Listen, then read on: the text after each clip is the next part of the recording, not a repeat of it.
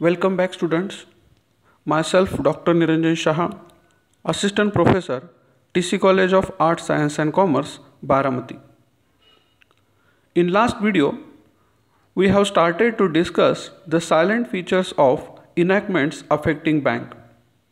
And as on today, we have already discussed basic two features or important two features, which name restriction of business and capital requirements. Now, in this video, we have to discuss next third feature, which name is reserve fund.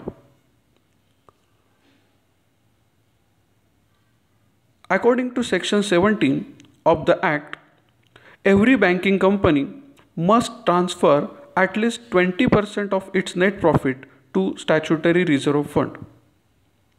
It means that as per the provision of Banking Regulation Act, section 17 provides that every banking company must transfer every year minimum of 20% net profit of minimum of 20% of its current year net profit transfer to reserve fund. That reserve fund namely called as statutory reserve. It means every banking company should transfer minimum 20% of its current year net profit, transfer the amount to statutory reserve. It must be shown separately in the balance sheet. There should be provision to maintain, or there should be a provision to record separate statutory reserve fund in balance sheet.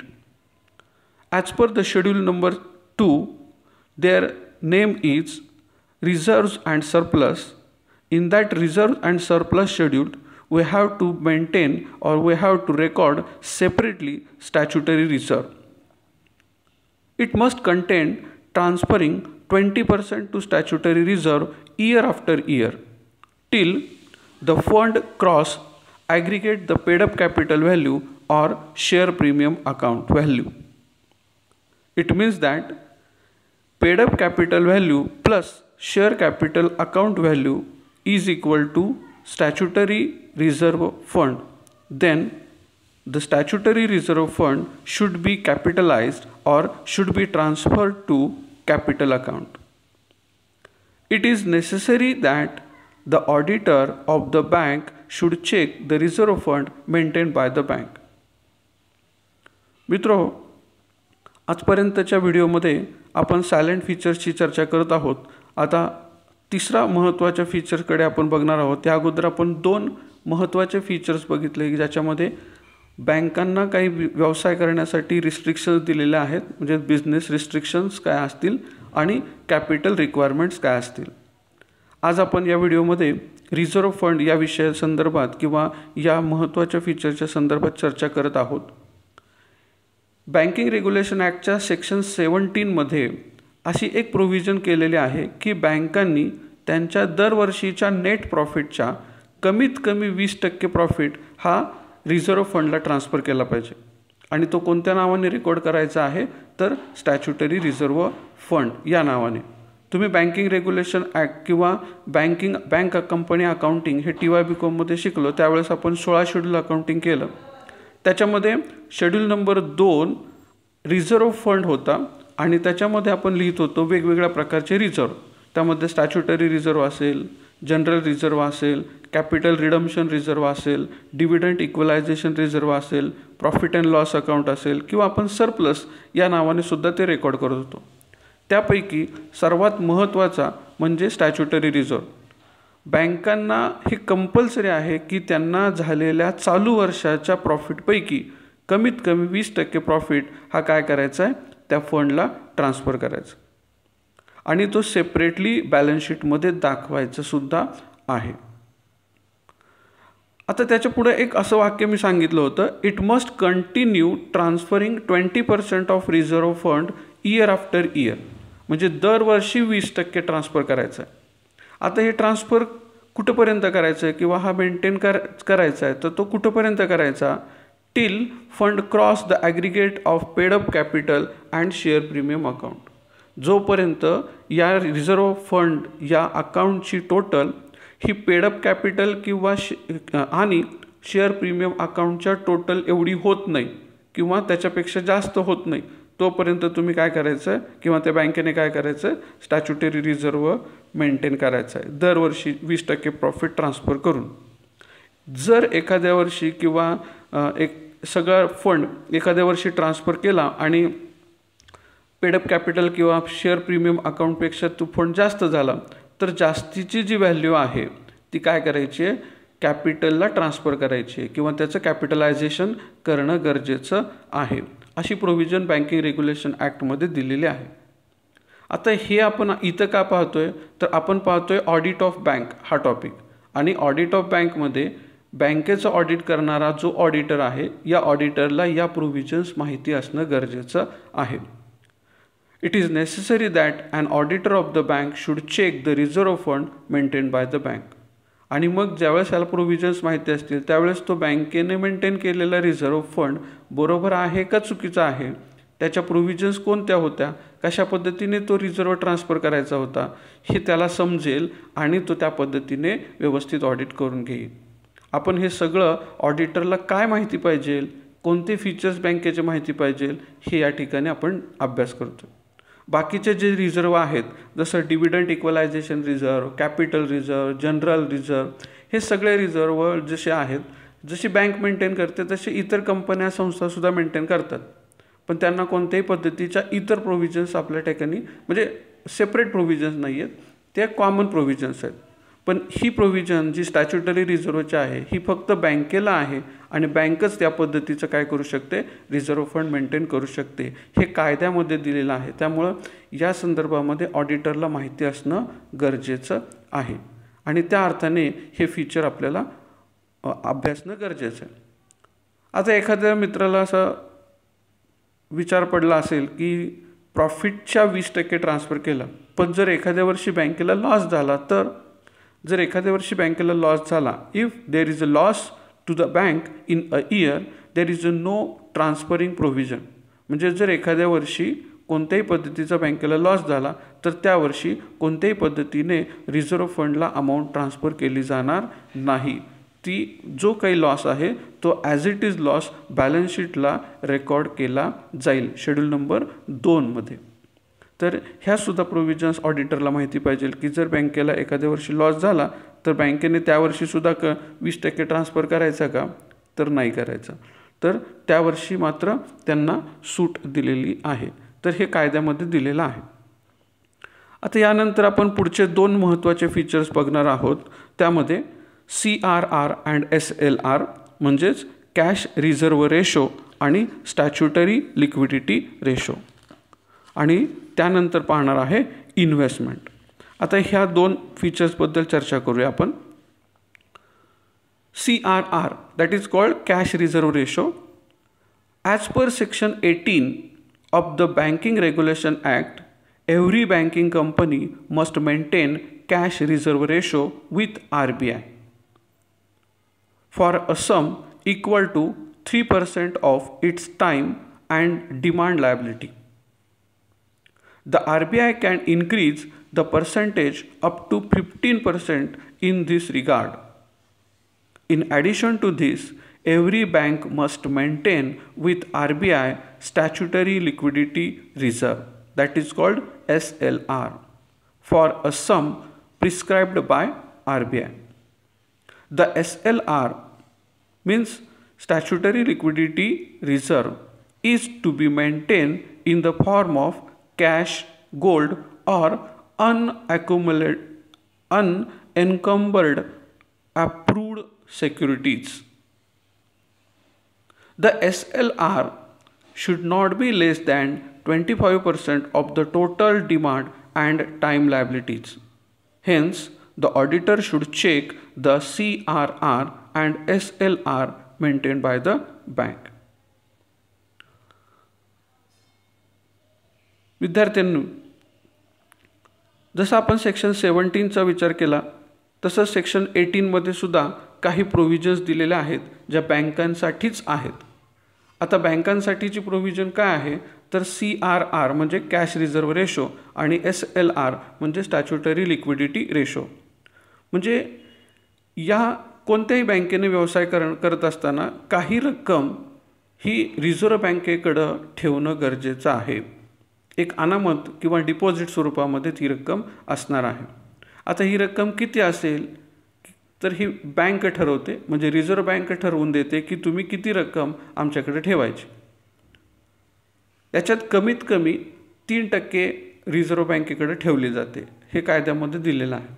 आता याच्यामध्ये बदल होऊ शकतात, म्हणजे 4%, 5%, 6%, 10% असं वाढ होऊ शकते, कमी पण होऊ शकतो. परिस्थितीनुसार RBI किंवा या पद्धतीचे गव्हर्नर या पद्धतीचं नोटिफिकेशन जाहीर करू शकतात. जास्तीत जास्त 15% हा रिझर्व्ह आपल्याला ट्रान्सफर करता येतो किंवा एवढे रिझर्व्ह आपल्याला मेंटेन करता येतात, किंवा RBI जास्तीत जास्त 15% काय करू शकते, या पद्धतीने डिपॉझिट्स किंवा रिझर्व्ह, लिक्विडिटी रिझर्व्ह वगैरे मेंटेन करू शकते किंवा बँकांना त्या पद्धतीचं कंपल्शन करू शकते. मी काही वाक्य सांगितली होती, त्याचा अर्थ मी सांगतो. As per section 18 of the act means banking regulation act, every banking company must maintain cash reserve ratio with RBI for a sum equal to 3% of its time and demand liabilities. म्हणजे काय, प्रत्येक बँकेला banking business करत असताना banking regulation ॲक्टच्या section 18 प्रमाणे एक नोंद करणं गरजेचं आहे किंवा ते मेंटेन करणं गरजेचं आहे की त्यांनी डिमांड लायबिलिटीज त्यांच्या किती आहेत किंवा टाईम लायबिलिटीज किती आहेत. म्हणजे ठेवी स्वरूपामध्ये त्यांच्याकडे डिपॉझिट स्वरूपामध्ये किती रक्कम जमा झालेली आहे की जी मागणी करताच ती द्यावी लागते. म्हणजे fixed deposit, recurring deposit, term deposit, short term deposit, long term deposit, अशा वेगवेगळ्या पद्धतीचे डिपॉझिट स्कीम्स बँकांना असतात. तर त्या स्कीम त्याच्या टोटलच्या 3% ही काय करणं गरजेचं आहे, कॅश रिझर्व्ह मेंटेन करणं गरजेचं आहे. म्हणजे रिझर्व्ह बँकेने हे नियम घालून दिलेले आहेत की बँकांनी कमीत कमी 3% कॅश रिझर्व्ह रेशो मेंटेन करणं गरजेचं आहे.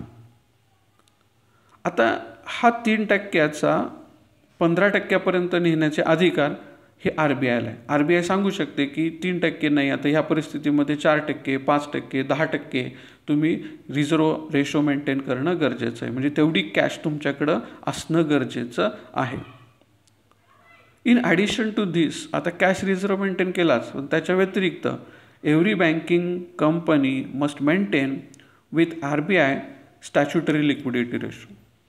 आता कॅश रिझर्व्ह रेशो स्वतःकडे मेंटेन करायचा आहे, पण त्याच्याबरोबरच एक स्टॅच्युटरी लिक्विडिटी रेशो म्हणून एक रेशो आहे, तो रेशो रिझर्व्ह बँकेकडे मेंटेन करायचा आहे. म्हणजे तिथं तेवढी रक्कम काय करायची, रिझर्व्ह बँकेकडे ट्रान्सफर करायची आहे. Statutory liquidity ratio to be maintained in the form of cash, gold and unencumbered approved securities. आता हा रेशो कशा पद्धतीने मेंटेन करायचा, म्हणजे रिझर्व्ह बँकेकडं हा रेशो मेंटेन करायचा आहे. तर तो रोख स्वरूपामध्ये तुम्ही डिपॉझिट करू शकता, तेवढ्या रकमेचं सोनं त्या ठिकाणी ठेवू शकता, किंवा अनएन्कम्बर्ड अप्रूव्ड सिक्युरिटीज म्हणजे त्या रिझर्व्ह बँकेने इश्यू केलेल्या ट्रेझरी बिल्स ज्याला म्हणतो, किंवा वेगवेगळ्या प्रकारच्या, जसं आपण व्यवहारामध्ये हुंडी प्रकार वापरतो तसंच बँकांच्या सुद्धा एक हुंड्या असतात, दस्तऐवज असतात, ट्रान्सफर बिल्स असतात, मनी बिल्स असतात. तर ह्यांना अनकम्पर्डेड अप्रूव्ड सिक्युरिटीज असं म्हणतात. तर त्या सिक्युरिटी स्वरूपात गुंतवणूक करणं गरजेचं आहे. It should not be less than 25% of total demand and time liabilities. आता या स्टॅच्युटरी लिक्विडिटी रेशोच्या बाबतीमध्ये अशी एक तरतूद आहे की ही 25% कमी असता कामा नये. म्हणजे लिक्विडिटी ही 25% जास्त डिपॉझिट करणं गरजेचं आहे. आता 25% कशाच्या, तर total demand and time deposit. म्हणजे बँकेकडं जेवढी डिपॉझिट्स रक्कम जमा होईल, टाईम लायबिलिटीज जेवढ्या येतील किंवा जेवढ्या प्रकारचे डिपॉझिट्स जमा होतील त्यापैकी 25% रक्कम रिझर्व्ह बँकेकडे जमा करणं गरजेचं आहे. आणि हे सगळं बँकांनी मेंटेन करणं गरजेचं आहे. आता ऑडिटरला हे माहिती पाहिजे, तरच ऑडिटर काय करू शकतो, तेवढ्या रकमेप्रमाणे तेवढं डिपॉझिट झालेलं आहे का, बँकिंग रेग्युलेशन ॲक्टचं फॉलोएशन केलं आहे का किंवा मेंटेन केलं आहे का, हे त्या ठिकाणी बघू शकलो आणि त्या पद्धतीने ऑडिट करू शकतो. मित्रांनो, आता या ठिकाणी बघा, तुम्हाला एक उदाहरणासाठी चित्र दिलेलं आहे. याच्यामध्ये एका साईडला एक व्यक्ती उभी आहे आणि मध्ये बँक आहे आणि RBI उजव्या साईडला तुम्हाला कोपऱ्यामध्ये त्याचं चित्र दिसतंय. या ठिकाणी ₹1000 डिपॉझिट, म्हणजे फॉर एक्झाम्पल आपण या ठिकाणी घेतलेलं आहे, 1000 रुपयाचं डिपॉझिट एका व्यक्तीने बँकेकडे जमा केलं. आता 1000 रुपयाचं डिपॉझिट जर बँकेकडे जमा झालं तर त्याप्रमाणे त्यातनं रिझर्व्ह बँकेकडे किती जाईल, तर कॅश रिझर्व्ह रेशो हा 60 रुपये जाईल. म्हणजे फॉर एक्झाम्पल आत्ताचा करंट रेशो जर विचारात घेतला तर वरती तुम्हाला कंसामध्ये दिलेलं आहे, when CRR rate is 6%. Suppose आत्ताचा करंट रेशो बँकेचा सपोज म्हणजे रिझर्व्ह बँकेने सांगितलेला 6% असेल, तर 1000 रुपयाच्या 6% म्हणजे 60 रुपये हा कॅश रिझर्व्ह रेशो असेल आणि प्लस स्टॅच्युटरी लिक्विडिटी रेशो असेल 25%. सपोज आत्ताचा करंट सध्या तो केलेला आहे 20%वर आणलेला आहे. तर असा मिळून तो 260 रुपये रिझर्व्ह बँकेकडे जाईल आणि राहिलेले 740 रुपये हे बँकेकडं बॅलन्स स्वरूपामध्ये राहतील, की जे ते काय करू शकतात, लोन स्वरूपामध्ये इंडस्ट्रीला, इंडिव्हिज्युअल लोकांना डिस्ट्रीब्यूट करू शकतात, म्हणजे त्याचा कर्ज देण्यासाठी वापर करू शकतात. म्हणजे थोडक्यात 1000 रुपयाचं बँकेने जर डिपॉझिट घेतलं तर त्यातली 260 रुपये रक्कम ही रिझर्व्ह बँकेकडे जमा होते आणि 740 रुपये हेच फक्त कर्ज वाटप करण्यासाठी बँकेकडे शिल्लक राहतात. तर ह्या प्रोव्हिजन्स जर ऑडिटरला माहिती नसतील तर ऑडिटर त्या पद्धतीने ऑडिट करू शकणार नाही. आता तिसरा महत्त्वाचा आपण फीचर बघणार आहे तो म्हणजे इन्व्हेस्टमेंट. आता जसं रिस्ट्रिक्शन आपल्याला बिझनेसचे होते, म्हणजे कोणते व्यवहार करायचे, कोणते व्यवहार नाही करायचे, तसेच इन्व्हेस्टमेंट कुठं करायची, कशामध्ये करायची, किती करायची, याच्यावरती सुद्धा काही रिस्ट्रिक्शन्स घातलेले आहेत. हे सुद्धा बँकिंग रेग्युलेशन ॲक्टप्रमाणेच आपल्याला विचार करावा लागेल. काही ठिकाणी बँकिंग कंपनीज ॲक्टचा सुद्धा उल्लेख आपल्याला दिसून येईल आणि त्या बँकिंग कंपनीज ॲक्टमध्ये सुद्धा काही प्रोव्हिजन्स दिलेले आहेत, त्याप्रमाणे सुद्धा ऑडिटरला ऑडिट करावं लागेल. म्हणून हे एक फीचर आपल्याला पाहणं गरजेचं आहे. कंपन्यांसाठी हे फीचर्स नाही किंवा इतर संस्थांसाठी या गोष्टींचे रिस्ट्रिक्शन्स नाहीत, बँकांसाठी रिस्ट्रिक्शन आहे. A banking company cannot hold shares whether as pledged, mortgage or absolute owner of other companies exceeding 30% of its own paid up capital and reserve or 30% of capital of other companies whichever is less. या ठिकाणी इन्व्हेस्टमेंटला एक restriction दिलेलं आहे की शक्यतो बँका सोनं, चांदी याच्यामध्ये इन्व्हेस्टमेंट करतात, पण बँकांना इन्व्हेस्टमेंटमध्ये प्लॉट खरेदी करणं, फ्लॅट खरेदी करणं, मशिनरीज खरेदी करणं, याच्यामध्ये इन्व्हेस्टमेंट करून ठेवणं किंवा कमॉडिटी मार्केटमध्ये इन्व्हेस्टमेंट करणं हे रिस्ट्रिक्शन बँकिंग रेग्युलेशन ॲक्टमध्ये घातलेलं आहे. बँकिंग कंपनीज ॲक्टमध्ये एक रिस्ट्रिक्शन आहे जे मी आत्ता तुम्हाला सांगितलं, ते म्हणजे की बँकिंग कंपनीज ॲक्टनुसार कोणतीही बँक त्यांच्या पेडअप कॅपिटल आणि रिझर्व्ह फंड किंवा शेड्यूल नंबर 1 आणि शेड्यूल नंबर 2 या शेड्यूलच्या टोटलच्या 30% जास्त काय करू शकत नाही, शेअर्स खरेदी करू शकत नाही किंवा त्यांचे शेअर्स तारण ठेवू शकत नाही, तारण घेऊ शकत नाही.